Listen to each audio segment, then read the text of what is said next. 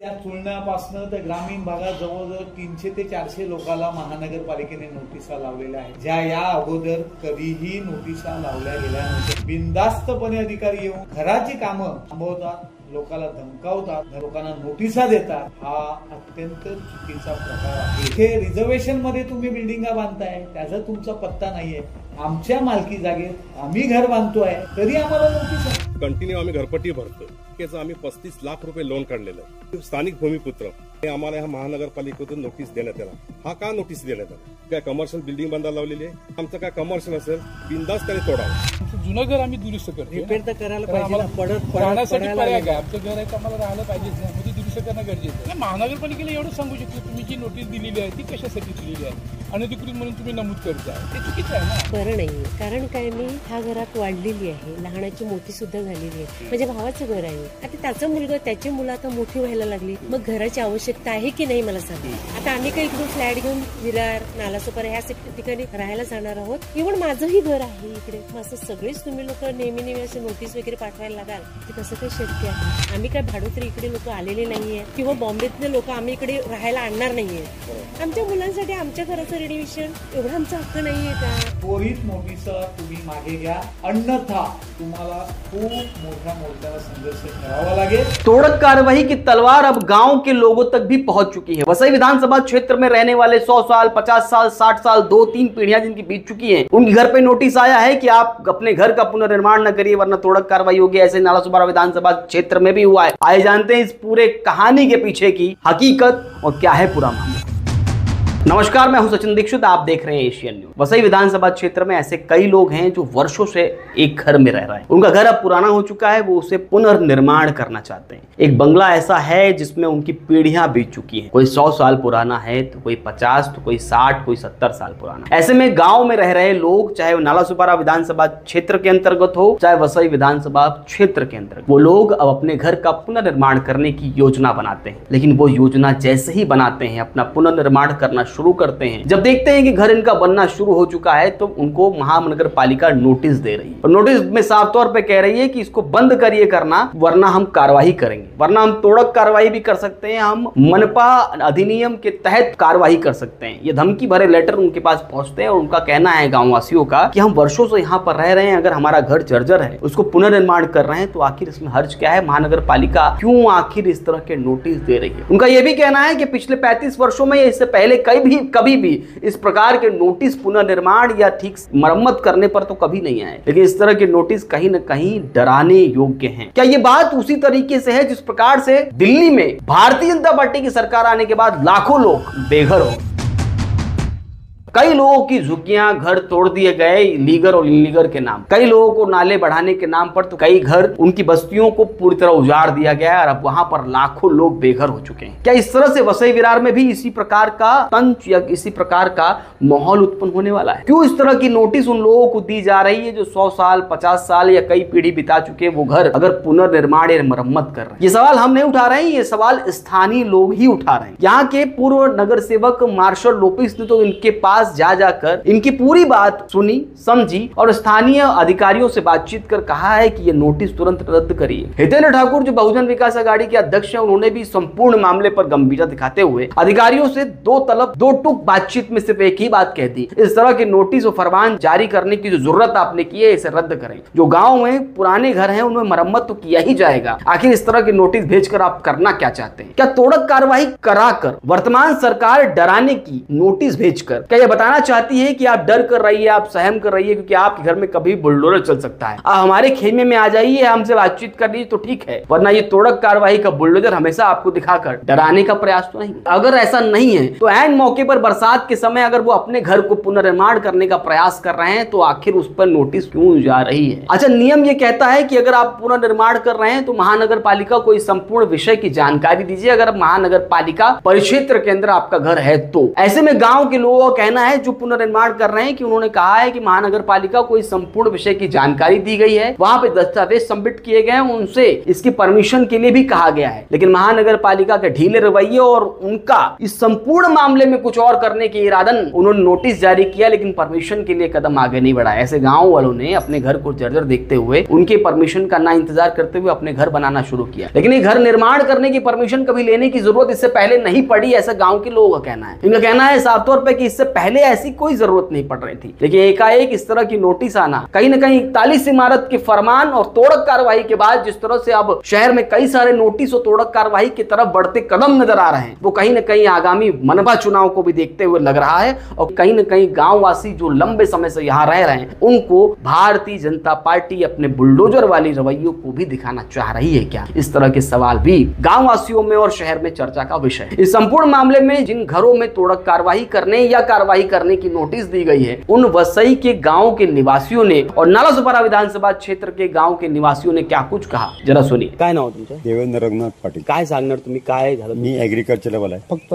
जे काय केलं आहे तर ते बरोबर नाही केलं. काय केलं? मग जुनं घर होतं इकडे होतं ना, ते पाडलं आणि दुसरं बांधलं. पैसे माझे, घर माझं, आणि जर तुम्ही जर असं कराल तर चुकीचं आहे. मागणी काय तुमची? मागणी काय? वास्तू आमची उभी करायची, बस तेवढीच मागणी. आगाशी गावामध्ये या महानगरपालिकेने नोटिसा काढल्या आहेत. जुनं घर जे यांचं होतं त्यांनी घरपट्टी भरलेली आहे, त्याच्यावर यांनी हे कन्स्ट्रक्शन करायला लावलंय त्या नोटीससाठी की काम तुम्ही बंद करा. हे चुकीचं आहे फार. अशा बऱ्याच जणांना आगाशी नोटीस आल्या आहेत. हे फार चुकीची गोष्ट आहे की भूमिपुत्रांना इथे सतावलं जातंय. त्याच्यातले हे भूमिपुत्र यांनी घरं बांधायला लावलंय, पण ज्यांनी कमर्शियल करायला लावलंय तिकडे अनधिकृत आहेत, तिकडे तुमचं लक्ष नाहीये आणि जे भूमिपुत्र तुम्ही सतावायला लावलंय त्याच्यामुळे आमच्या भूमिपुत्रांना न्याय द्यावा आणि जे नोटिसा तुम्ही परत रिटर्न घ्याव्यात आणि त्यांना बांधकामाची परमिशन द्यावी ही मागणी आहे आमची. गेल्या वर्षभरात काय प्रकार चालू आपल्या सगळ्यांना ठाऊक आहे. रोड रस्ते होत नाहीये. अधिकारी येऊन 100-150 वर्षापासून इकडले राहणारे भूमिपुत्र ते त्यांना स्वतःला राहण्यासाठी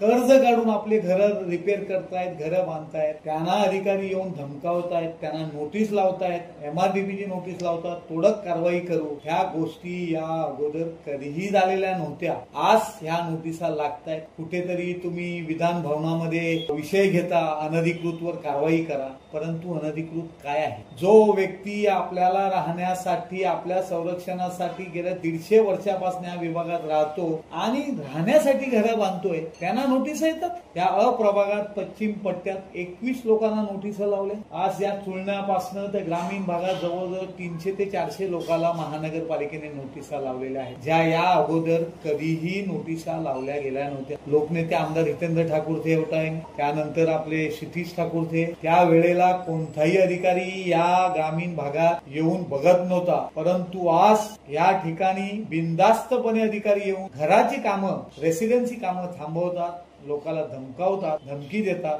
लोकांना नोटिसा देतात. हा अत्यंत चुकीचा प्रकार आहे. ही लोक नाही 100% अन्याय आहे. आज आमच्या 7-7, 8-8, 10-10 पिढ्यापासून आम्ही या ठिकाणी राहतोय. आमचे मालकी जागा आहे. येथे रिझर्वेशन मध्ये तुम्ही बिल्डिंगा बांधताय, त्याचा तुमचा पत्ता नाहीये, परंतु या ठिकाणी आम्ही 100 वर्ष 150 वर्षापासून राहणारे लोक आहोत. आमच्या मालकी जागेत आम्ही घर बांधतोय, तरी आम्हाला नोटीस 100% आम्ही लढणार आहोत. आम्ही त्या दिवशी एक शिष्टमंडळ ज्या लोकांना नोटीस आलेल्या होत्या, आम्ही ऍडिशनल कमिशनर दीपक सावंत यांच्याबरोबर चर्चा केलेली आहे. त्यांना आम्ही सांगितलं त्वरित नोटीस तुम्ही मागे घ्या, अन्यथा तुम्हाला खूप मोठ्या मोर्चाला संघर्ष करावा लागेल आणि तो संघर्ष या वसई तालुक्यातील भूमिपुत्राचा राहील. माझं नाव अजित डॉमिनिक सोवारिस. आम्ही इकडे 100 ते 125 वर्षापासून स्थानिक रहिवासी आहोत. तर इकडे एक जुनं घर होतं. 2-3 वर्ष अगोदर ते मोठे झाल्यामुळे ते आम्ही मोडलं.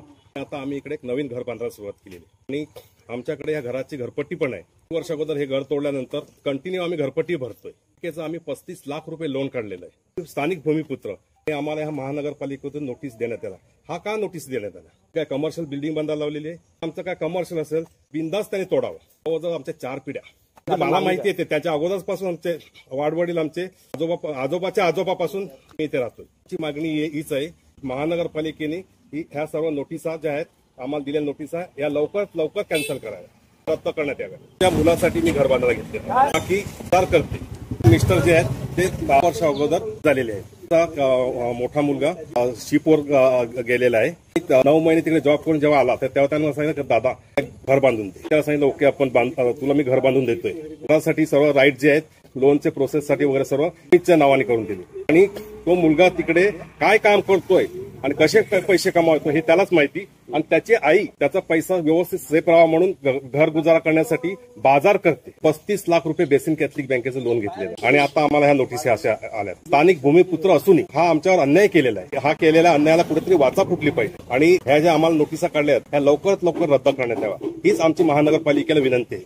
माझं ना पीटर डिब्री वडलोपरची जे घर आहे ते दुरुस्त करण्यासाठी आम्ही घेतलेलं तर आम्हाला महानगरपालिकेने नोटीस दिली की बांधकाम घेतलंय का परवानगी थांबवा.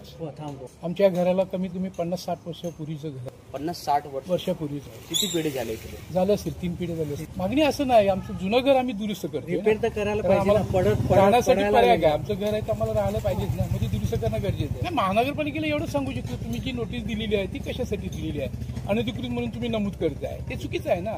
कारण आमचंच घर आम्ही दुरुस्त करतोय आणि आम्ही तुम्हाला परवानगीसाठी मागणी पण केलेली तुम्ही दिलेलं नाहीये. आणि आमचं हे वडलोपरिचित आहे की बाबा आज नवीन 7-12 असता किंवा ही असताना नवीन बांधलं असतं ती गोष्ट वेगळी तशातला प्रकार नाहीये. बरं नाहीये कारण काय मी ह्या घरात वाढलेली आहे लहानाची मोठी सुद्धा झालेली आहे. माझ्या भावाचं घर आहे. आता त्याचा मुलगा त्याची मुलं आता मोठी व्हायला लागली मग घराची आवश्यकता आहे की नाही मला सांगा. आता आम्ही काही इकडून फ्लॅट घेऊन विरार नालासोपारा ह्या ठिकाणी राहायला जाणार आहोत. इव्हन माझंही घर आहे इकडे. मग असं सगळेच तुम्ही लोक नेहमी असं नोटीस वगैरे पाठवायला लागाल ते कसं काही शक्य आहे. मला फक्त महानगरपालिकेने एवढंच सांगायचं आहे तुमची प्रगती अतिशय चांगली आहे पण हे जो काही अन्याय करता आम्हावरती तो चांगला नाही. आमच्याकडे घरपट्टीचे सगळे घरपट्टी आजपर्यंत भरवत आहोत आम्ही. दुसरं काहीही रस्त्याचं काम असलं काही पण काम असतं आपण वर्गणी देत असतो लाईटीचं बिल नियमाने भरत असतो. मग असं का हा अन्याय का. आता एवढंच माझं मागणं आहे की हे थांबवा ही नोटीस थांबवा आणि घरं बांधायला द्या. आम्ही काय भाडोत्री इकडे लोक आलेले नाहीयेत किंवा बॉम्बेतले लोक आम्ही इकडे राहायला आणणार नाहीयेत. आमच्या मुलांसाठी आमच्या घराचं रेडिएशन एवढा आमचा हक्क नाहीये का. हा अन्याय हेच आहे की गेल्या काही वर्षापासून फर्स्ट टाइम आम्हाला ही नोटीस या एरियात आली.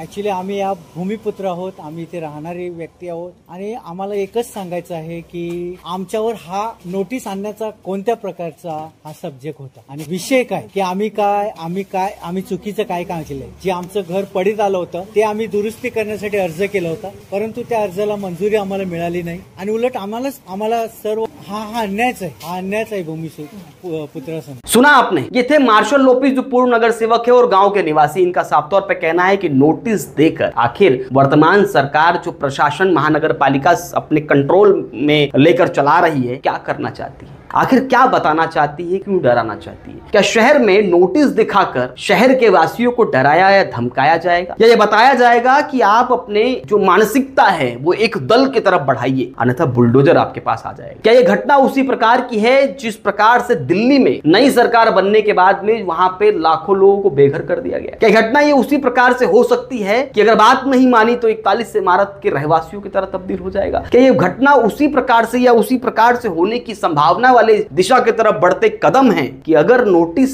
अभी देकर ये ट्रेलर दिखाया जा रहा है बड़े कारनामे बाकी है. क्या ये सब बताने की कोशिश वर्तमान सरकार कर रही है. अगर वर्तमान सरकार की मंशा और नियत तोड़क कार्रवाई या धमकाने या डराने जैसी नहीं है तो ऐसे नोटिस जारी करने वाले अधिकारियों पर कार्रवाई कब. आखिर ऐसे नोटिस जारी करने की हिम्मत का क्यों जुटा लेते हैं अधिकारी क्योंकि अपना घर पुनः निर्माण करना या मरम्मत कराना कहां गलत है. ऐसे में सवाल ये भी है कि आखिर इन्हें इतनी हिम्मत और ताकत सरकार यानी वर्तमान भारतीय जनता पार्टी की केंद्र में राज्य में और क्षेत्र में होने के बावजूद ऐसी हिम्मत कैसे बढ़ रही क्योंकि प्रशासन पूरी तरह सरकार की गिरफ्त में है. एक बात और इस मामले को गंभीरता देखते हुए बहुजन विकास आघाड़ी के अध्यक्ष चैतन्य ठाकुर ने संपूर्ण मामले को गंभीरता से लेते हुए 2 टूक में अधिकारियों से कहा है कि ऐसी जरूरत भी मत करिएगा गांव की तरफ अपनी आंखें टेढ़ी करने. इस तरह की नोटिस जो आपने दी है इसे वापस लीजिए वरना बड़ा नुकसान आपका हो सकता है आंदोलन के रूप में. हालांकि आंदोलन की बात उन्होंने स्पष्ट ना कही है लेकिन मार्शल लोपिस ने साफ तौर पर कह दिया है कि यह बर्दाश्त नहीं किया जाएगा. उन्होंने अधिकारियों से चर्चाएं भी की. अधिकारी गंभीरता से इस संपूर्ण मामले को लेने के बाद अब निलंबन कार्रवाई की नोटिस देने वाली प्रक्रिया को रोकने के भी आगे कदम बढ़ा रहे हैं. अब आगे चलकर इस तरह की प्रक्रियाओं पर उन्हें सोचना होगा क्योंकि यहाँ पर जनता जागरूक है. आज के लिए धन्यवाद.